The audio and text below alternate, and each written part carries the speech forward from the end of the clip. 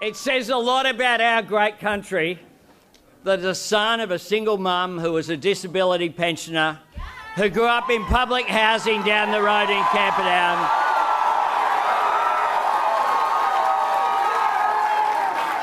can stand before you tonight as Australia's Prime Minister.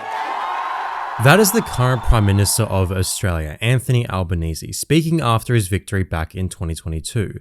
Regardless of what you think of the man, his rise from poverty to the highest office is a testament to how important a stable and affordable home can be. Without that publicly provided house, his life would likely be radically different.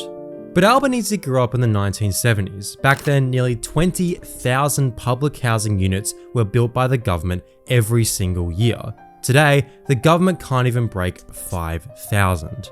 In fact, here in Victoria, it's even worse. The Victorian government spends the lowest per capita on social housing out of all of the other states, and Victoria has the lowest proportion of social housing compared to the rest of the housing stock. But this managed decline hasn't stopped investors and speculators from trying to pry public housing from the hands of the government. If anything, it has emboldened them. In September 2023, then Premier of Victoria Daniel Andrews announced the planned demolition of Melbourne's 44 public housing towers, including this estate here in South Melbourne. But that's towards the end of our story, where we are today. This video will be documenting untold stories of horror, of government and private sector corruption, and the people that live here who suffer the consequences. A story of the government marginalising active tenants in the community in favour of jobs and cash for mates, of endemic violence sometimes perpetrated by those connected to the government, and above all,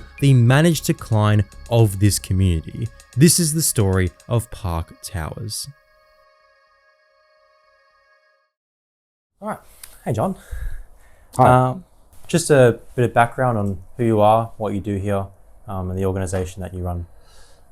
Well, I arrived at Park Towers at the end of '06. I had a car accident in '01, and I basically lost my home and everything along with it, and my business, because I was my business. So, and then you go into private rental, and that strips you pretty dry, and work wasn't so forthcoming. I moved in, and they were circa 1969. I mean, they had the original kitchens and everything in them.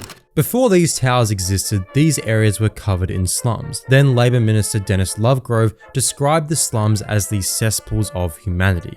It was throughout the 1950s, 60s and 70s that the Victorian government finally decided to clear out the slums and construct high-rise public housing. While the slum clearances were problematic, the government nonetheless built affordable, accessible and comparatively better quality housing for working people. In 1959, the Housing Commission's first high-rise development, the Emerald Hill Court Estate, was built in South Melbourne. A decade later in 1969, the South Melbourne Park Street Towers were completed, and they were both locally and internationally acclaimed. Columnist Keith Dunstan described it as possibly the best penthouse view in the Southern Hemisphere. But even this early on, the cracks began to show as respective state governments were not doing their due diligence. Politicians on both sides know of the inertia, ineptitude and dishonesty within the department. But with Kennett, first corrupted the public service in Victoria, and then that just followed on with Do Nothing Bracks. I mean, Bracks ripped the 07-08 budget, ripped it out of the department to spend on the Commonwealth Games that no one went to, because who's going to notice if we're not getting our services? Who's going to listen? So it's always been used as a money box by both sides of Parliament. Sell off public housing when you need some dough. As John alludes to, numerous reports from various academics and government agencies had, at this point, been coming out for decades, but ultimately fell on deaf ears.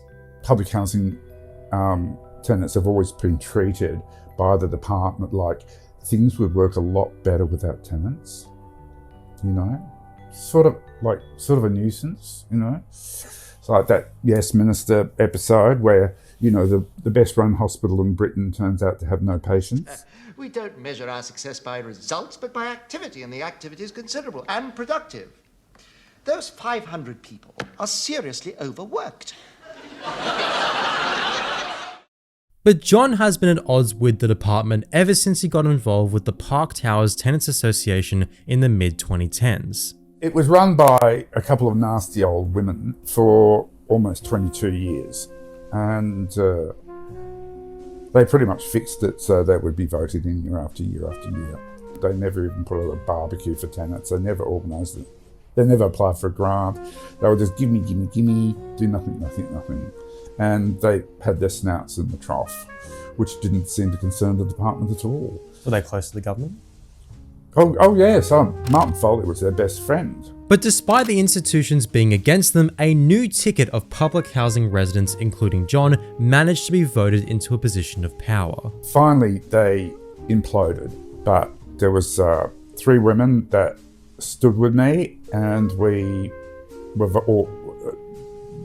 insisted on standing for the position, and we were all voted onto the committee, and we set about very quickly turning what was just a nonsense organisation into something that really worked. As John and co took over the association, he began to realise and confirm that, yes, the previous administration had been stealing the money that belonged to public housing residents, but faced no pushback from the government despite being informed that something fishy was going on. In fact, there were numerous money trails which were at best suspicious and at worst point to potentially illegal conduct. But the misconduct of the previous tenants association only scratches the surface of the level of crime and social dysfunction which characterises life for many of the tenants in Park Towers. The police visit here anything from 4 to 6 times every 24 hours.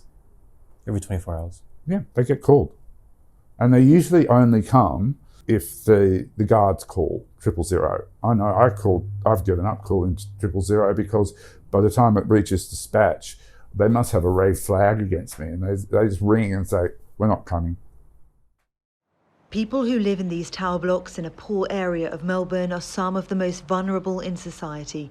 That makes the strict lockdown they now have to endure a complex logistical task for the authorities that ordered it. During the lockdowns in 2020, the Victorian government treated the public housing towers as a hotbed of criminality and non-compliance. While that rhetoric was used to justify the cruel lockdowns of the public housing towers, there is a degree of truth behind it. Endemic to Park Towers is overcrowding, violence, drug dealing, and prostitution. I have not had the quiet enjoyment of my property for years and years and years and years. I mean, there are 4 flats that deal drugs on my floor. The families have fled. Elderly people have just gone to homes or died, and it is a war zone. I've had people show up on my doorstep at 5 in the morning.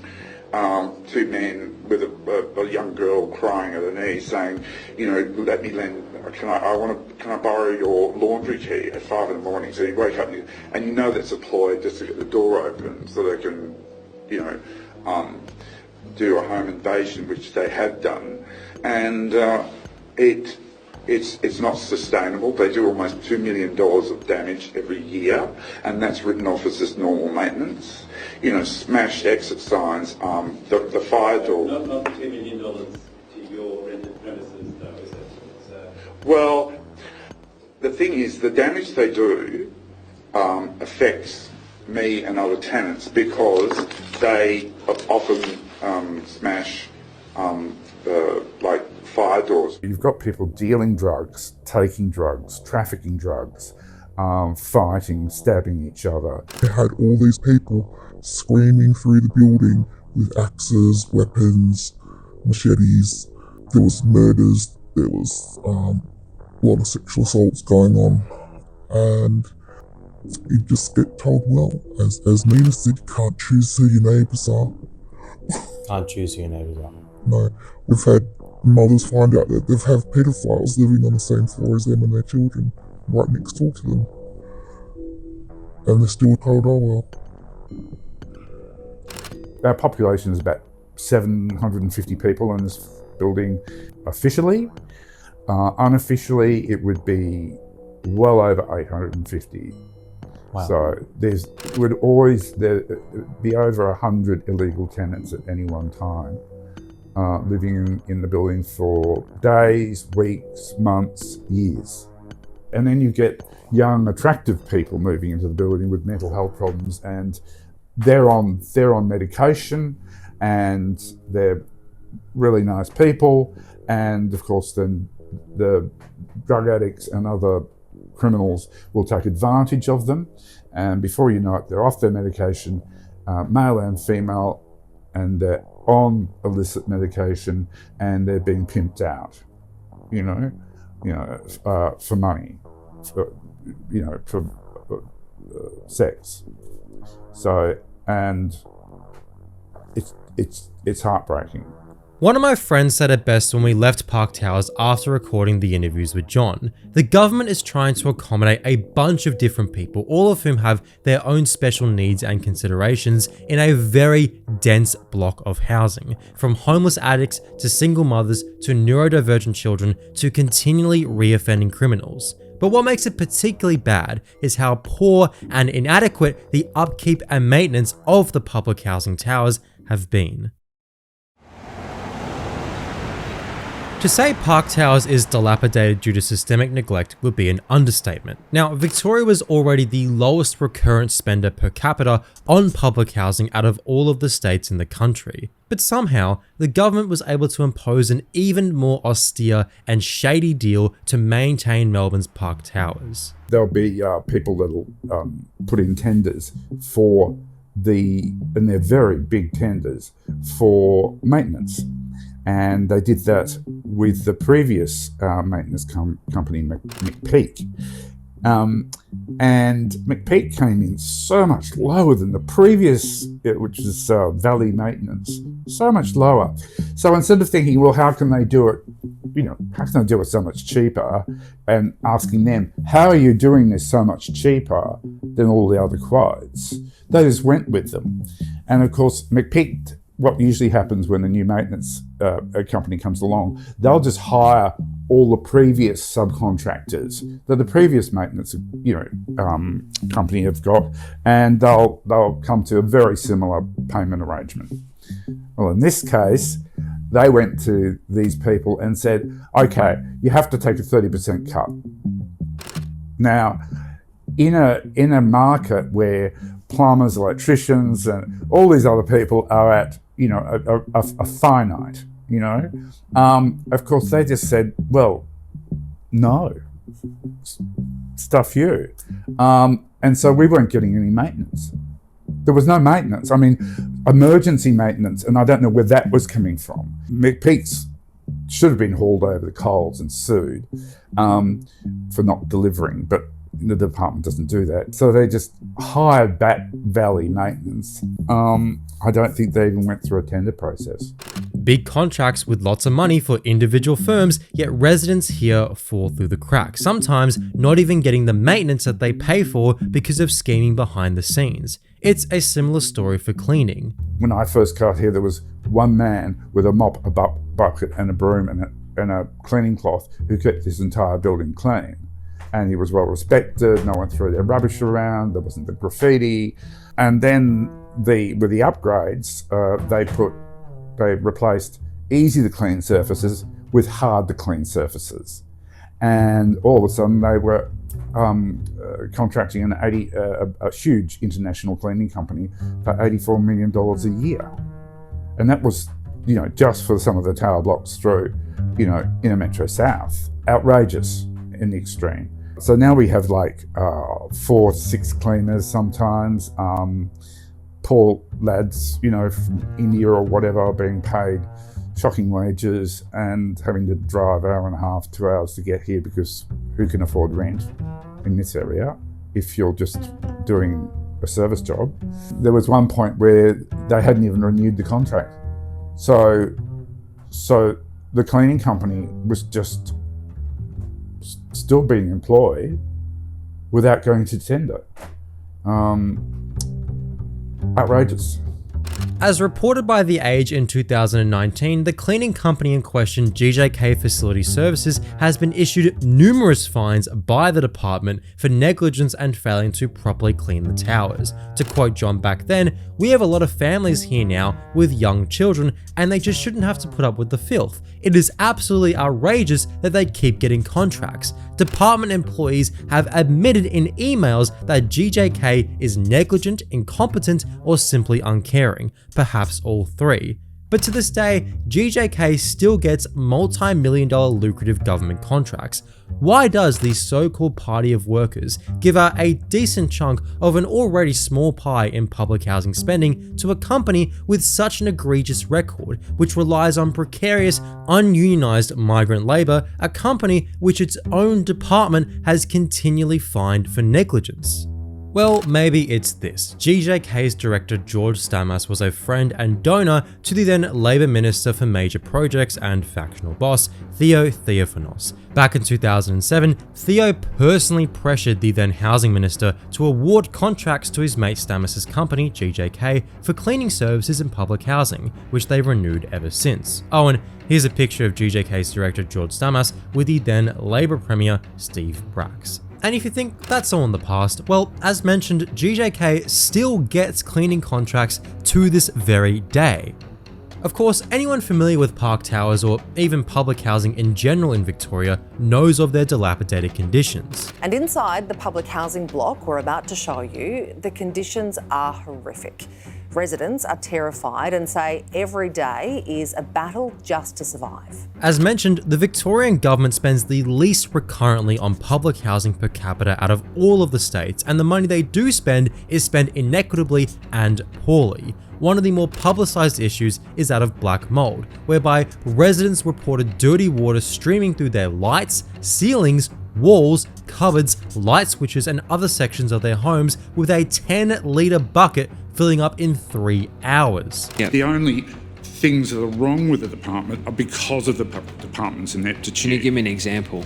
Oh, well, they did an upgrade and they took out all the copper piping and waste pipes except for the down pipes, and then fused PVC to copper down pipe through the building. Now that failed and turned into black mould. Another persistent issue is that of cockroach infestations. John took the government to VCAT, essentially the body that deals with disputes between landlords and tenants, where he was told explicitly by VCAT, "Sorry mate, I can't help." Cockroach infestation.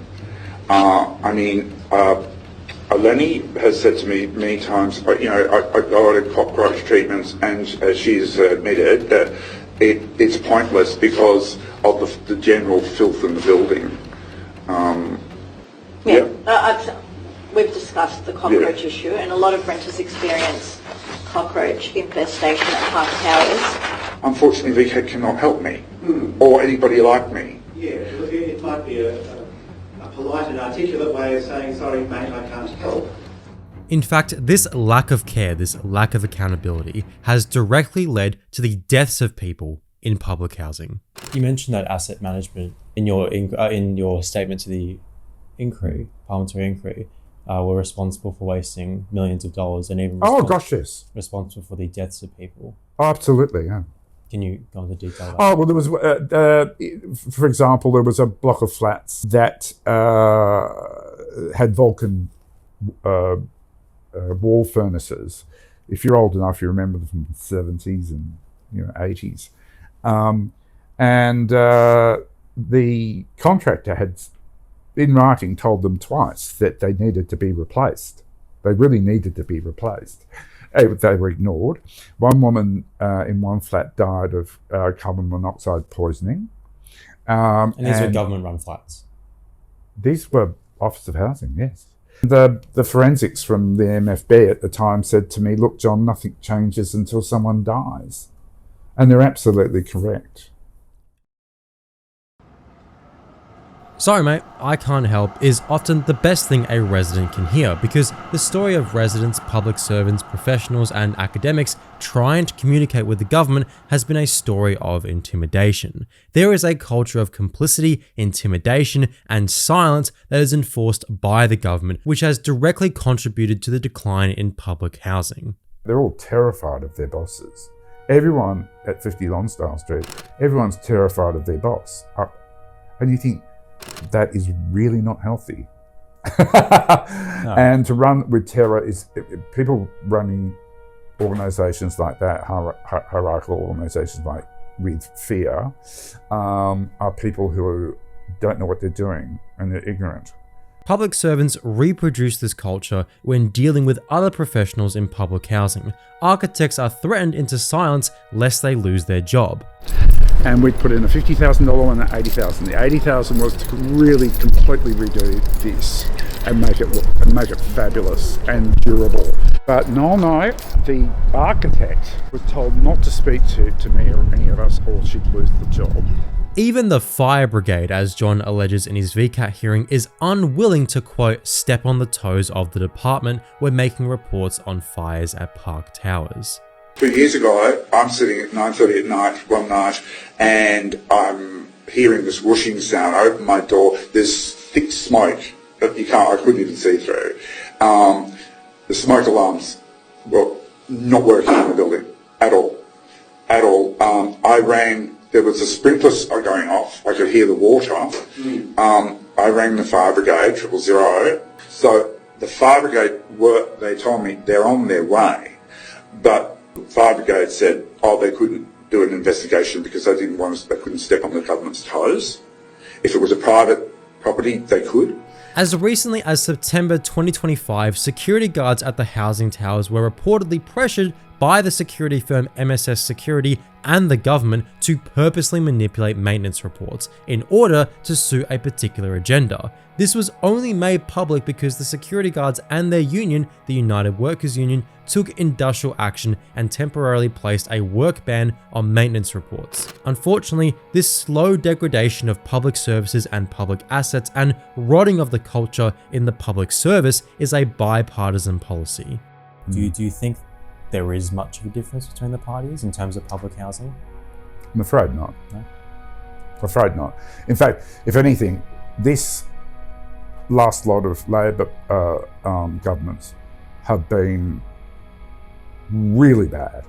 I mean, they're so blatantly dishonest and so authoritarian. This leads us to Martin Foley, the first housing minister of the Andrews Labor government elected in 2014 and incidentally the state minister for Albert Park, the electorate where Park Towers is located. Oh, well, I knew Martin when I first, Martin would show up to an opening of an envelope and he came to us, a small group of us in the community room and said, I'm really sorry, I won't be able to keep my election promises because the department's is full of, inept people, really stupid people. And I said, but Martin, we already knew that. You knew it. We all knew it. Then he got this phalanx of really kooky, bizarre staffers. When he just started to do things or decree things would be happening here without consulting tenants, wanting to, this will be better, this will be better for you, from a high. And we think, well, just because you came here a lot, Martin, doesn't mean you know how the building works. What were the, because you mentioned he just told you he's going to break promises. Do you remember what the promises he said he was going to keep, but then? Oh, well, greater, tenant participation, housing workers that truly worked with people, and were qualified. Housing affordability, and in particular, that pointy end of homelessness and the social housing crisis we face, is many things. A call to action to respond to what is one of the most pressing needs in our nation, not just our state. Martin Foley made this speech on the 16th of March 2017. 2 weeks earlier, on the 6th of March 2017, the ABC reported that the Gatwick Hotel in St Kilda was closing down due to pressure from politicians and the police. Since the 1950s, the Gatwick had been providing rooms for the homeless, drug addicted and otherwise socially outcast, as both local and state governments had clearly failed to do so. But instead of, picking up the slack, Martin Foley opted to close down the Gatwick Hotel. What happened to these people after Foley shut down the Gatwick Hotel and the rooming houses on Grey Street? Well, he promised the people that owned and ran them, who were actually really, that felt they were looking after the people that were at the lowest point. And he promised them that he would rehouse them in public housing. Now, the people that were staying at the Gatwick undeniably needed public services and housing. However, between 2014 and 2017, the public housing stock in Victoria had actually fallen by about 300 homes. So in the context of declining public housing, poor and inadequate maintenance, all in high density blocks that hold a mix of people with a diverse set of needs and disadvantages, adding on top of that dozens of arguably the most high needs and socially disadvantaged people in our society who are often violent, is a recipe for failure. They were all moved into housing in the Metro South.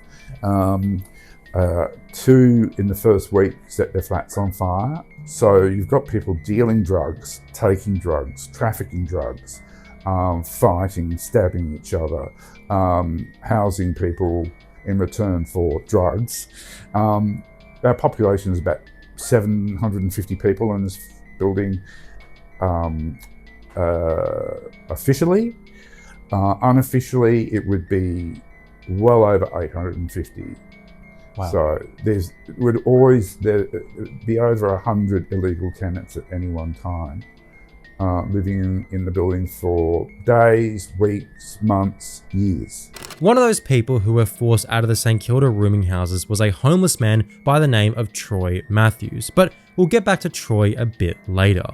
As mentioned, the number of public housing units in the state of Victoria during Martin Foley's time as housing minister had actually fallen. From 2014 to 2018, the number of public homes had fallen by 200, but the number of people on the waiting list for said public housing had grown from 35,000 to 82,000 in the same time frame. That's the situation that Martin Foley decided to close down rooming houses for the homeless, drug addicted, and socially outcast. Rather than bolstering existing services for the most vulnerable, the Gatwick, for example, was turned into a site for a new season of The Block. This was the ugliest building in St Kilda, and now look at it.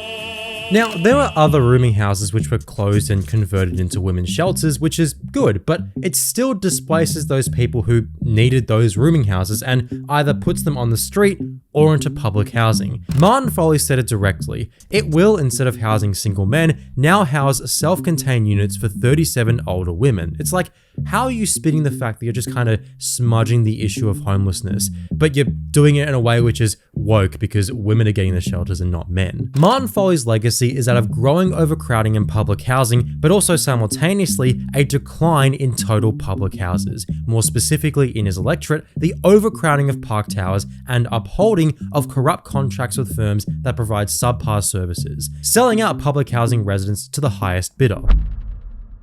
But Foley isn't the only person worth looking into. As alluded to by Foley himself, there is a serious rot in the public service, specifically in the Department of Fairness, Families and Housing. The regional director, by the name of Kathleen Alonso, she made sure that grants were stopped for us, big grants that we had applied for and told that we were in the offing for. And why was that?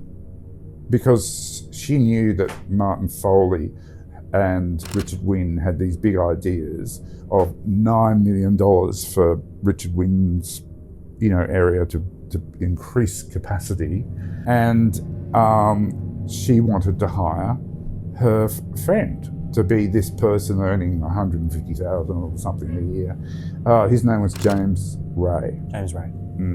I think he was intimidated by us to begin with because we were having events, we were getting grants, we were buying our own equipment, we were running our own after-school programs, and he was employed to do all of that. So essentially, he and Kathleen Alonso made sure that we were stopped. And instead of we were hailed by the council what a brilliant organisation was. They loved the outcomes, and a letter from Kathleen Alonso, she said, oh, well, because we refused to sign this contract. What was in the contract that you just mentioned? Basically, they could decide whether or not our behaviour was disrespectful and if we were doing the wrong thing. And they certainly verbally told us we were never to go to the media. She just slammed her hand down on the desk where we were meeting in our office and said, well, we'll need your office back. So they threatened to cut your funding if you went to the media about problems. Do you think it was an attempt to silence you? Oh gosh! Look, even a year before that, I had a housing officer from South Melbourne, he's still there, come into the office one morning and say right to my face, stop speaking to the police. This culture of intimidation means that when public housing residents are organised and proactive, the government acts as a roadblock to any sort of community initiative. As John mentioned, then Department Director Kathleen Alonso moved to forcefully vacate the Tenants Association from their offices in July 2020. The limited information we know, of course, comes from residents like John coming forward. This atmosphere of fear created by the government is what made it so difficult to find people to talk to. She's more about destroying things than she is about, doing her real job, which would be, building things up. The department, these people want control of everything. The Tenants Association used to help out with a kindergarten in the building, which was extremely cheap for the families who lived here. But of course, the facility was debilitatingly underfunded and neglected by the department. Again, instead of properly providing the necessary resources for the kindergarten, the building was given to Kathleen Alonso's friend and government employee, James Ray. Who doesn't love mates' rates? We lost our kindergarten.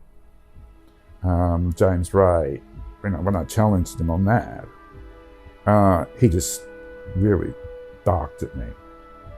And I thought, well, that kindergarten's really important to us. It meant that mums could pay $4 an hour, mums that live here, for up to 12 hours a week, for their kids to be minded. And that's really cheap. Of course, it had dropped from the year before from over 30 the kids in the class. But the trouble is it was infested with pigeons and rats and black mould on the sons and the broken fences, so literally a man could get through a fence in a kindergarten. And they said, look, we're not, unless you fix all of these things, we're not renewing the lease. And they said, we're not going to fix anything. I shut it down because there was only 3 kids there, and that wasn't the reason, because I'd spoken to the regional manager and the manager, and they said, no, that's not the reason. I knew mothers that took their kids out because of the rats and the pigeons. It's not a good look.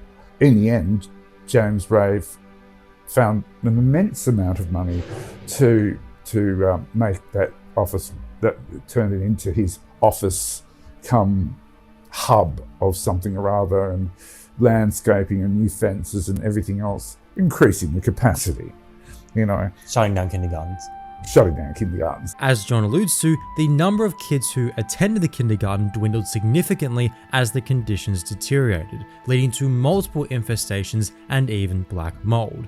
Not only was the building given to James Ray for his brand new office, but the department began to divert their funding away from the Tenants Association into a friendly company known as Better Health Network.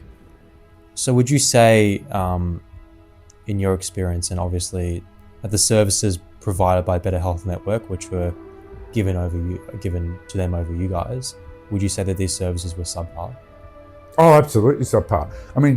If people don't show up, they're subpar. The person that was running these things, Lizzie Harding, would just never show up. When we had soccer programs for kids and free Auskick for kids that we all organised ourselves with those organisations, and we'd help funding from the council, we would show up. So why do you like playing soccer? Because you learn soccer and then you'll get good. That's exactly a good word. Why do you like playing soccer? Because... And we'd get feedback from the parents and everything else. And of course, we're dealing with, we're sharing lifts with people all the time. And so, you know, you say to the kids, oh, would you like to play soccer, blah, blah, blah, blah, blah, blah, you know. And we did that with events too, which we always had hundreds of tenants turn up to our events.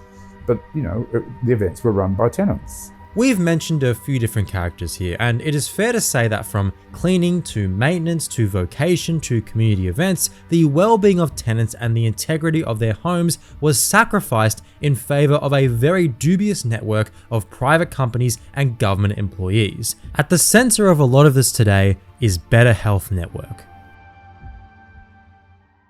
Better Health Network is, as it suggests in the name, a primary and allied health and care services provider. As mentioned, the Tenants Association were getting thousands in grants from the department, but when DFFH Director Kathleen Alonso evicted the Tenants Association for refusing to be silent, Better Health Network began to take over providing services, and they were getting millions. Where did that funding go elsewhere? Who received that?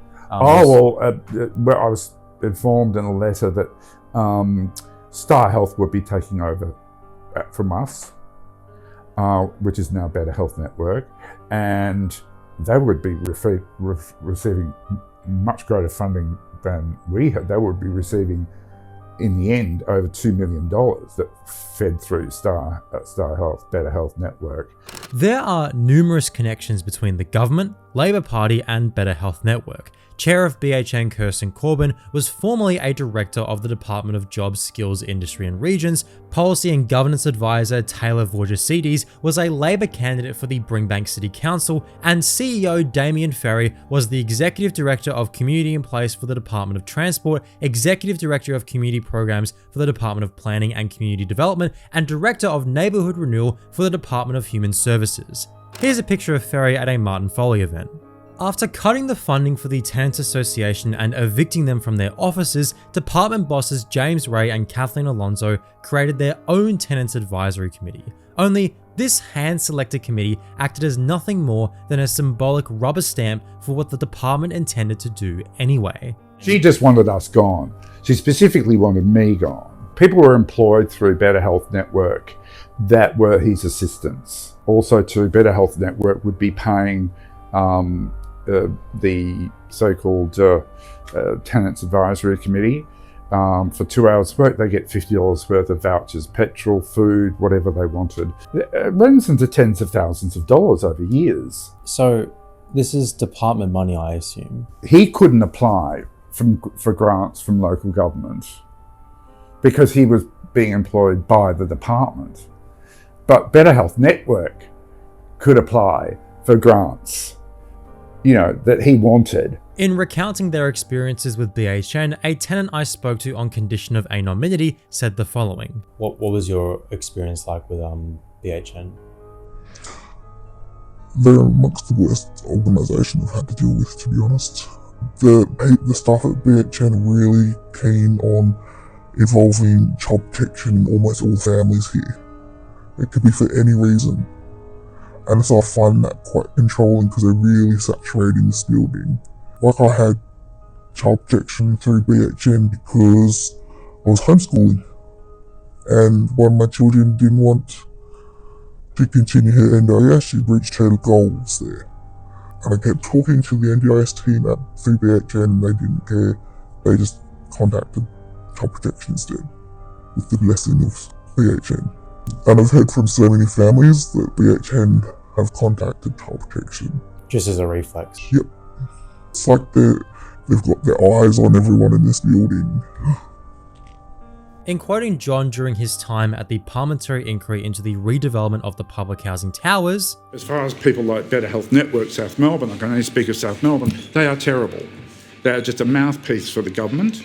Are you talking about Better Health Network that we just finished? Sorry, we're going to have to. I'm talking about South Melbourne office. We were, as an organisation, we were threatened not to go to the press, not to speak to the police, to do this or do that, or our funding would be cut and we would be evicted. We said, well, we can't agree to that, and we were evicted. And Star Health is going to do this now. So they just hired tenants, all with criminal backgrounds, all white, for $25 an hour, to be the Tenants Advisory Group, who had no power, who had no say. They were just ticking the box for the department. Thus, according to both my interview with John and his privileged testimony given to the Parliamentary Inquiry on Public Housing, the Department of Fairness, Families and Housing is secretly and opaquely funneling money into Better Health Network, which then goes into anything from the previously mentioned subpar services to sham advisory committees with no power or say. Based on the account of an anonymous source in government, BHN gets around $70,000 annually in grant money from the department for services provided in Park Towers. One of the offspring of the department and Better Health Network is the Park Towers Community Pantry. In 2020, after the Park Towers Tenants Association was evicted by Kathleen Alonso and James Ray, the department through the South Melbourne Community Capacity Building Initiative helped found the pantry, which will be led by a man by the name of Troy Matthews. Troy Matthews was a homeless man who had been staying in the Gatwick Hotel until it was closed down by Martin Foley in 2017. It was around this time that Matthews got into Park Towers. And he offered to volunteer for our organisation, and we said, oh, yeah, terrific. Mohammed and I felt sort of sorry for him because he couldn't afford fresh food and things like that because he was only on the dole. But then he just got a foothold in the organisation and started going into huge violent rages. He stole from us. I know he definitely stole from us on one occasion because I saw him do it. This coincided with the Park Towers Tenants Association being evicted by the department and their services and funding being given over to Better Health Network. Troy Matthews was supposedly one of those who received commensurate gift vouchers from BHN. As mentioned through a government initiative, the Park Towers Community Pantry was founded, suspiciously with Troy Matthews as the founder and Better Health Network employee Lizzie Harding as secretary. But looking at the board of the pantry, we find some other interesting names there too, Brian T and James Gullen. Both T and Gullen hold senior leadership positions in the Council of Port Phillip, the local council. Both are also former public servants for the state government. Brian T in particular is a long-standing member of the Labor Party and was a former minister in the Victorian government. This constitutes a massive conflict of interest and point of corruption, as tens of thousands of council dollars have flowed through the Park Towers Community Pantry. Most recently, $66,000 was being given from the council to the pantry. To spell it out explicitly, Brian T and James Gullen are on the board of a company that is getting tens of thousands of dollars from the local council that they hold leadership positions in. But it just gets worse. The pantry advertises itself as a community-driven initiative with a commitment to combat food insecurity, with a mission to provide easy, no-barrier access to essential household items. In reality, this is how Troy Matthews treats those who try to access the pantry. A chap that was about a third his size, with an acquired brain injury, had said, all I want's a loaf of bread, all a loaf of bread. No, you won't. Anyway, he just took the bread, went to leave, and Troy Matthews cornered him in the south foyer and punched him in the head, leaving blood splattered up the wall. He was charged. And this was at the end of, this was late 23. All that time through there, they were still giving grants. He was still on the board. He was still controlling, using food as a weapon to keep tenants in line. And, it was just, and the board knew a barrister was employed by the housing department to defend him punching another tenant in the head. So just to make it very clear, Troy Matthews punched another tenant who tried to access food from his pantry, the community pantry. A free loaf of bread. A free loaf of bread. So he punched someone, he got charged with it, and the government paid for his lawyers. Yep. There was a small man who went to pick up a loaf of bread on the free bread days, and Troy smashed him in the face. And Troy's a large man with lots of rings, and he smacked me blood everywhere. I saw it just after. And so that went to court, and the other man was apparently too scared to keep confronting him, that it got thrown out, and Troy's two daughters were also making threats to the man, but the housing department paid for a really expensive lawyer to protect Troy. But Troy's not employed by the government. No. To be clear, this isn't Troy Matthews exercising his right to counsel through Victoria Legal Aid. No, this is the Department of Fairness, Families and Housing itself paying for top lawyers to get him out of trouble for bashing a disabled resident.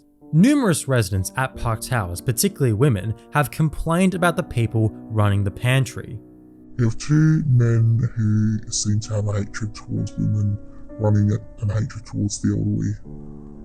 They seem to have their own agenda of running it. They're one of those men, Troy Matthews? Yes.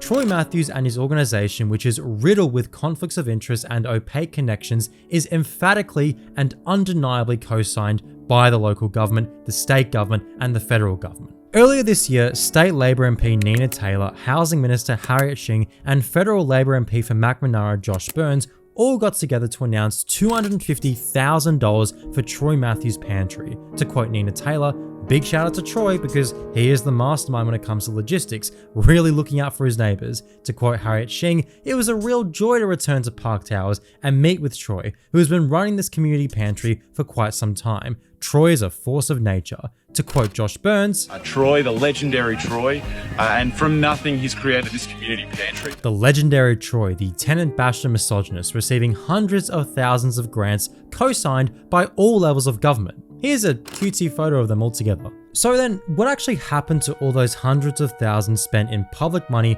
flowing into such a corrupt organisation? Surely they spent it wisely. In April 2025, the pantry made vital capital purchases, including a new ute to replace the 20-year-old Holden Commodore used to transport tons of fresh produce, as put by one of the tenants we spoke to. So we don't know how he got a car that's worth $100,000 and it's not suitable for transporting perishables around. Like he still has to have the full trailer on it, which is open to the elements, which he had with his car previously, which is why he said he needed a new vehicle. In other words, Troy Matthews used government grant money to buy a brand new $100,000 car, which had the exact same problems as the previous car with transporting food for the pantry, as opposed to buying what food banks usually buy, you know, an air-conditioned white van. Oh, this is the truck. That's Troy. And that is to carry food. Right. Now, call me old-fashioned, but all the organisations I know, all the commercial companies use air-conditioned white vans. This truck's supposed to bring food to feed hundreds of people. Yes, which is a lie, of course. I think the website said between 450 to 600 people. Yeah, I'd really like to know where, because the most average queue on here is about 60 people, and even the women that have children, if you added those, I just don't see it. And anyone that tries to speak out is intimidated. Personally, I've had such a hard time trying to get tenants to speak, government employees to speak, former BHN employees to speak. Everyone is terrified. Even when I was filming with John, we were spied on numerous times by people like Troy Matthews and his family. Yeah. And he said his daughter was just taking photos of us, right? That is correct. Right. I just saw her smirking. It's really sad that you want to bring up your children that think might is right and being dishonest is just clever, you know? Look, they're waving. That's one of the daughters. Waving at us? He has her going around intimidating people on his behalf. I mean, would you get your kids to do that, really? What sort of person gets their children to do that? So here we have a community pantry run by a clique who's in and amongst this web of government and private sector cronyism, corruption, and nepotism. The founder of this pantry is a man with a serious history of violence who's bashed other residents, who's discriminatory towards vulnerable groups of people. This is the story of Park Towers, from supposed food charity services to cleaning services to maintenance to fire safety. It is all done in the name of selling out public housing residents to whichever dodgy company is closest and coziest with the Department of Fairness, Families and Housing and the Australian Labor Party.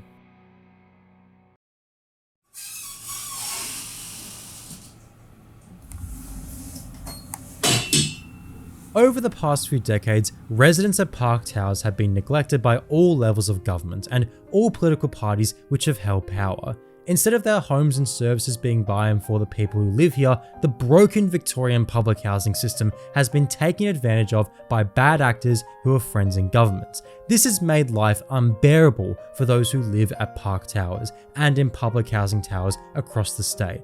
It's also a huge waste of public money and of public assets. Based on the information today, we can conclude the following. Services at Park Towers were run by a corrupt organisation which was stealing money from tenants. Some tenants were proactive and took over the association, running a variety of programs and services for the people living in the building. However, these tenants kept going to the media and police about a variety of issues pertaining to the building, from maintenance to crime. The government said to these tenants, if you keep going to the media and the police, the government will cut your funding. The tenants didn't agree, their funding was cut and they were evicted from their offices. The government began to give much larger amounts of funding to companies close to the government, namely Better Health Network, which would run subpar services. The building's kindergarten, which the Tenants Association worked with, was turned into a fancy new office for James Ray, one of the government bosses. One of these services would be a pantry, which was born out of department funding and supposedly founded by a man called Troy Matthews. Lizzie Harding from BHN would also be on the board of the pantry. A few years later, senior public servants for the local council, the city of Port Phillip, would also acquire board positions on the pantry. The council would then administer funding to the pantry, marking an explicit conflict of interest, as senior public servants are awarding funding to an organisation they themselves are on the board of. The funding then gets mismanaged, going into personal vanity purchases such as Troy Matthews' favourite $100,000 truck. The board of the pantry is also aware of Troy Matthews' violent tendencies, most notably an incident where he bashed a disabled resident for supposedly taking the wrong loaf of bread. Reportedly, the department paid for top lawyers to defend Troy in court, and his daughters pressured the man who was assaulted to stop escalating the matter. All of these people are themselves Labour Party members or former/current public servants, or close friends with Labour Party members and former/current public servants. It is this tendency for the government to listen to the highest bidder or the cushiest business connection over the people who actually live here, which has culminated in the decision to demolish all 44 of Melbourne's high-rise public housing towers. In the next video, we will go into great detail as to why the decision to knock down the public housing towers, focusing here in South Melbourne, isn't based on any real concerns or consultation with public housing residents, but rather an attempt to slyly privatise what little remains of Victoria's public assets in the interest of a few wealthy private benefactors. This video took months to make, from finding people willing to talk to coordinating interviews to finding and going through documents, etc. This was definitely one of the most involved pieces of work I've ever done. I never usually ask because I think it's a bit silly sometimes, but I'd be really appreciative if you donated to the Patreon, as that'll make it easier to make more of these videos in the future. If not, simply subscribing and sharing this video with your friends is more than enough. I'd also like to thank a few people for helping with this video. The residents I spoke to, namely John Lowndes from Park Towers. Without him, none of this would have been possible. There is simply so much information not publicly available that is now made public thanks to him. Robin Freem for helping me film various parts of this, including the interviews with John that were essential to making this video. All of the people who spoke on condition of anonymity, your contributions have been integral. And lastly, to you, the viewer. Thanks for watching. Without you, none of this would be possible, so thank you so much.